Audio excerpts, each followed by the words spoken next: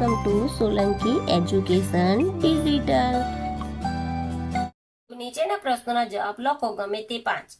પહેલું, નીચેના આકારો 1/4 ભાગમાં ફેરવવાથી કેવા દેખાશે તે દોરો. તો આ છે તે આ રીતે આવશે, આ ત્રિકોણ છે તે આ રીતે અને ચોરસ આ રીતે. ક્ષેત્રફળ કોને કહેવાય? આકૃતિ વડે સમતલમાં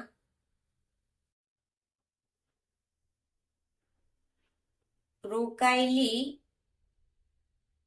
જગ્યાના માપને આકૃતિનું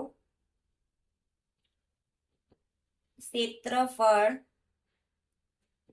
કહેવાય.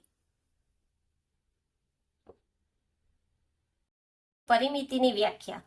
કોઈ પણ આકૃતિની બધી બાજુઓના સરવાળાને પરિમિતિ કહેવાય. કોણ?